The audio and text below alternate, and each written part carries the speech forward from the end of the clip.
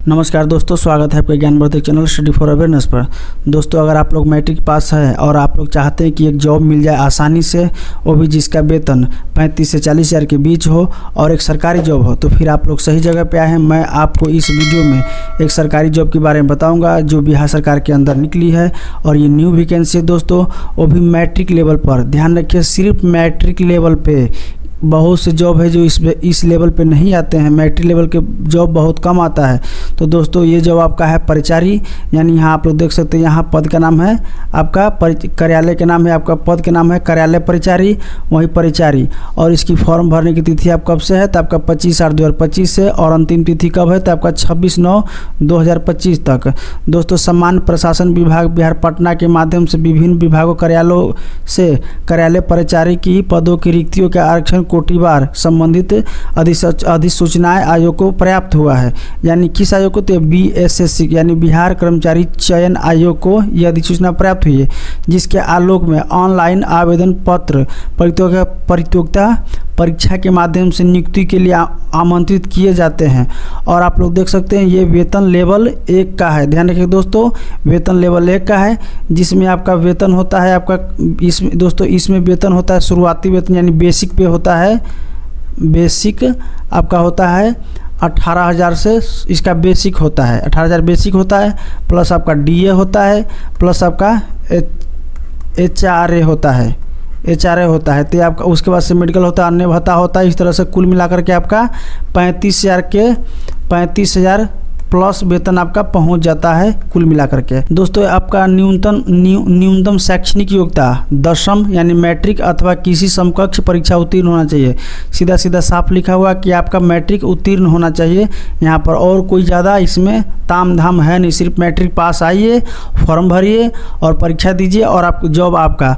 दोस्तों, विभागवार, कोटिवार, पदवार ये आपका वैकेंसी दिया हुआ है। जैसे कि कार्यालय है, यहाँ क्रम संख्या है और एक कार्यालय का नाम है। तो कार्यालय है आपका परिचारी और कार्यालय का नाम है निदेशालय नियोजक प्रशिक्षण केंद्र विभाग पटना। इसमें कुल वैकेंसी आपका 204 है। वहीं आपका श्रम संसाधन विभाग में कुल पद कितना है, तो 52 है। दोस्तों, जो नीचे वाला में आपका महिलाओं के लिए है, जो 35% बिहार में आरक्षण है उसके लिए नीचे में है, और ऊपर में आपका जो सामान्य लोग के लिए है आपका 203। उसी तरह से विभिन्न पदों पर और विभिन्न कार्यालयों के लिए वैकेंसी निकला हुआ है। और यहाँ देख सकते हैं आपका ये जनरल कोटि का है, ये अनुसूचित जाति है, ये अनुसूचित जनजाति है, ये अत्यंत पिछड़ा वर्ग है, ये पिछड़ा वर्ग है, और ये पिछड़े वर्गों की महिलाओं के लिए है। दोस्तों, आप देख सकते हैं इसमें सभी कार्यालय लाइन से दिए हुए हैं और उसके बाद से सभी कार्यालयों में कितना कितना पोस्ट है। तो आप लोग इसे एक बार फॉर्म भरने की प्रक्रिया शुरू कीजिए, क्योंकि फॉर्म भरने में अभी समय है। लगभग 25 तारीख से फॉर्म शुरू होगा भराना, तो बहुत समय है, अभी 20 दिन के आसपास समय है। पशु एवं मत्स्य संसाधन विभाग में आपका सबसे अधिक वैकेंसी है 1138, और नीचे में आपको महिलाओं के लिए है। दूसरे स्थान पर आपका भवन निर्माण विभाग पटना, और इसमें कितना वैकेंसी, तो कुल 500 वैकेंसी है। तो साथियों, आप चाहते हैं कि आपको लेवल 1 का परिचारी लेवल का जॉब करना चाहते हैं, तो इसमें ज़रूर अप्लाई कीजिएगा। उससे पहले आप लोग अपना कागजात तैयार कर लीजिएगा। हम लोग देखेंगे कि क्या क्या कागजात इसमें लगता है, उसके बाद से मैं आपको बता दूंगा कि किस तरह के कागजात आपको इसमें चाहिए। देख सकते हैं दोस्तों, सारा विभाग का नाम यहाँ लिखा हुआ है और उसमें कितना कितना पोस्ट है यहाँ पर दिया हुआ है। तो एक बार आप लोग खुद से भी सरसरी निगाह से रोक के देख लीजिए, क्योंकि मैं बताने लगूंगा सबके बारे में तो ये व्यर्थ में ही लंबा वीडियो हो जाएगा। यहाँ पर देख सकते हैं सहकारिता विभाग 79 पोस्ट है। वहीं आपका गन्ना उद्योग विभाग, इसमें 176 पोस्ट है। योजना एवं विकास विभाग 93 पोस्ट है। वहीं गृह विभाग में कितना है, तो 40 पोस्ट है। आपका स्वास्थ्य विभाग में कितना है, 16 पोस्ट है। तो आपका सारा विभागवार पोस्ट है। और दोस्तों, ये सब सिविल जॉब है, इसमें कोई भी वर्दी वगैरह कोई दौड़ भाग के चक्कर नहीं है। बस ऑफिस में आपको परिचारी का काम करना होता है, जो सामान है आपका फाइल इधर उधर ले जाना होता है वही होता है, और कुछ इसमें खास होता नहीं है।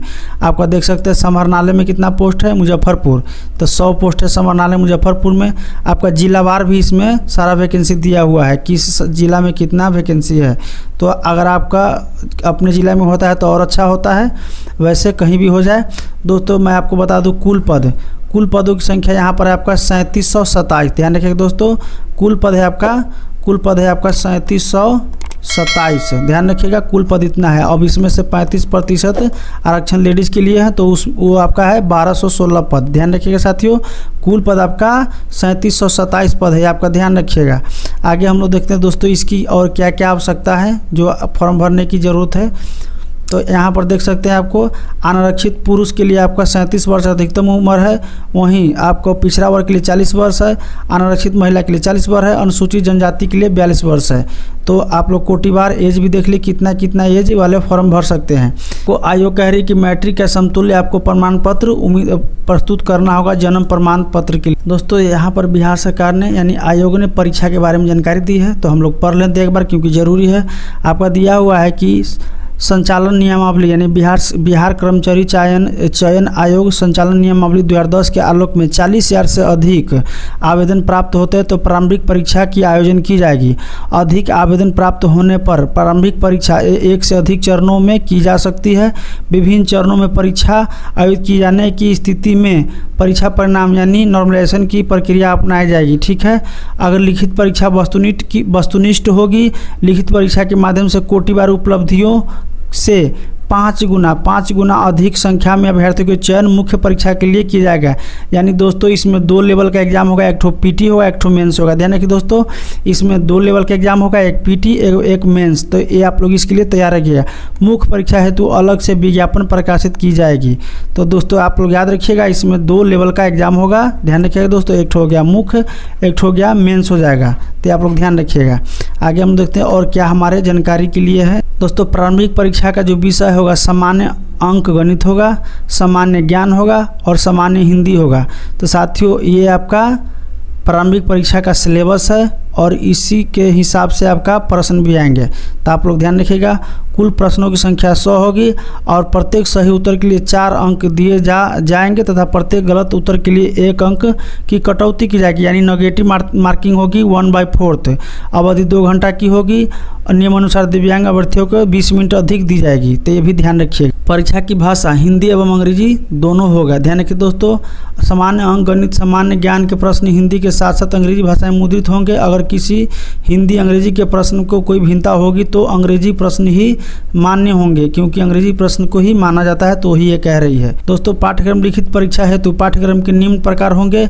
सामान्य अंक गणित 30 अंक का होगा, वहीं आपका सामान्य ज्ञान ये 40 अंक का होगा। ध्यान रखिए दोस्तों, सामान्य अंक गणित 30 अंक का, वहीं आपका सामान्य ज्ञान 40 अंक का। तो ध्यान रखिए कि इस तरफ के आपका यहाँ पर सिलेबस है।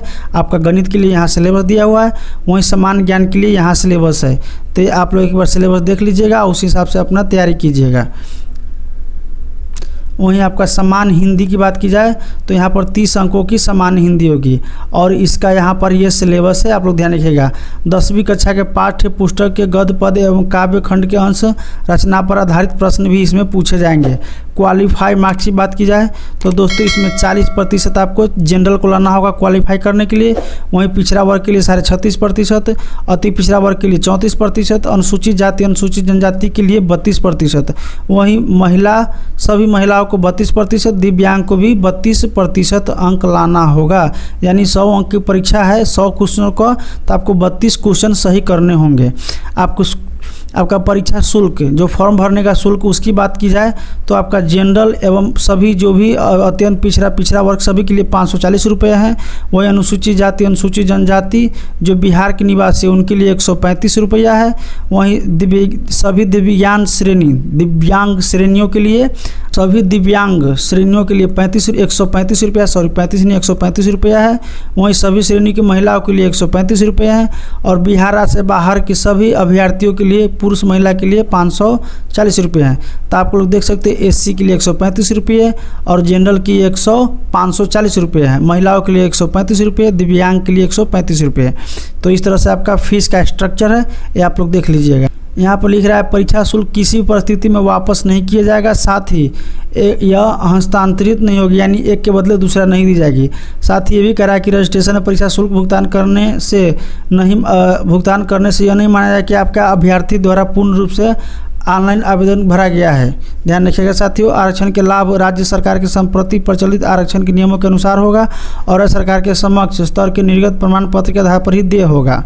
आरक्षण का लाभ उन्हीं उम्मीदवार को मिलेगा जिनका स्थायी निवास बिहार राज्य से है, अर्थात जो बिहार के मूल निवासी, बिहार राज्य के बाहर के निवासी अभ्यर्थी का आरक्षण का लाभ देय नहीं होगा। आवेदन में दिए गए स्थायी पता या आरक्षण के प्रयोजन के लिए स्थायी निवास अनुमान्य होगा। उक्त आरक्षण के लिए उम्मीदवार को स्थायी आवासीय प्रमाण पत्र प्रस्तुत करना अनिवार्य होगा। ध्यान कि दोस्तों, अनुसूचित जाति अनुसूचित जनजातियों के उम्मीदवारों के लिए निम्नलिखित प्रमाण पत्र मुख्य परीक्षा आवेदन भरने के समय अपलोड करना होगा। जाति प्रमाण पत्र तथा अस्थायी निवास प्रमाण पत्र, मूल डोमिसाइल प्रमाण पत्र आपको मुख्य परीक्षा का जो फॉर्म भराएगा उसमें आपको भरना होगा।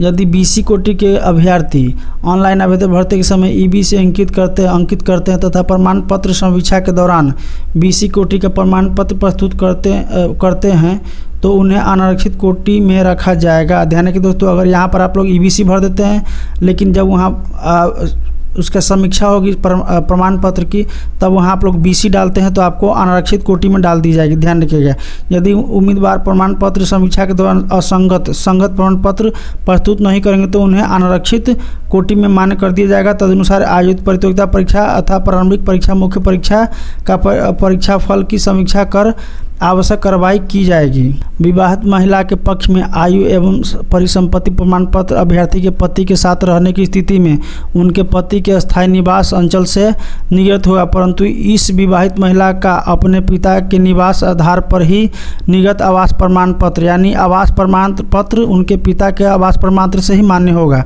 प्रस्तुत करना होगा, जिससे स्पष्ट हो जाए कि विवेचित विवाहित महिला बिहार राज्य की मूल निवासी है। अगर आय एवं परिसंपत्ति संबंधी प्रमाण पत्र निर्गत किए जाने की स्थिति में 1 वर्ष के लिए वैध माने जाएंगे, यानी जब से निर्गत की जाती है तब से 1 वर्ष के लिए ही मान्य होगा। कौन सा? तो आय प्रमाण पत्र एवं परिसंपत्ति संबंधी प्रमाण पत्र। ध्यान रखिएगा साथियों, अभ्यर्थियों का ऑनलाइन आवेदन भरते समय किए गए दावे के अनुसार सक्षम पदाधिकारी द्वारा निर्गत सभी प्रमाण पत्र प्रस्तुत करने होंगे। साथियों, यहाँ दिया हुआ है एक अभ्यर्थी द्वारा मात्र एक ही ऑनलाइन आवेदन पत्र भरा जा सकता है। किसी अभ्यर्थी द्वारा एक से अधिक आवेदन पत्र एक ही पता या पता बदलकर भरे जाने की स्थिति में उनके सभी आवेदन पत्रों को अस्वीकृत करते हुए उनका अभ्यर्थी रद्द कर दिया जाएगा। यानी एक ही आवेदन भरना है साथियों, एक ही भरिएगा। वहीं कह रहा है कि वैध एवं सक्रिय मोबाइल नंबर डालना है। ईमेल आईडी भी आपका सक्रिय होना चाहिए ताकि भविष्य में आपसे संपर्क स्थापित या फिर लॉगिन आईडी पासवर्ड आपका OTP सब उस पर जाए। ऑनलाइन आवेदन प्रारंभ करने की तिथि 25/8/2025। तो अभी 20 दिन है साथियों, आप लोग इसको आराम से कीजिएगा। जो भी आपका डॉक्यूमेंट बनाना है बना लीजिएगा। परीक्षा शुल्क जमा करने की अंतिम तिथि तो आपका है 24/9/2025।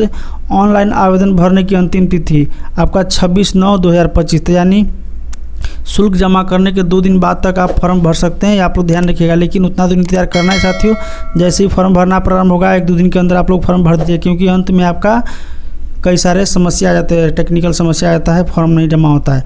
दोस्तों, ऑनलाइन आवेदन भरते समय इतने सारे डॉक्यूमेंट आपके आवश्यक है, इसे आप लोग तैयार कर लीजिएगा। जिसको जो संबंधी डॉक्यूमेंट चाहिए इसे आप लोग यहाँ पे इकट्ठा कर लीजिएगा। उसके बाद से आप लोग अपना फॉर्म भरिएगा।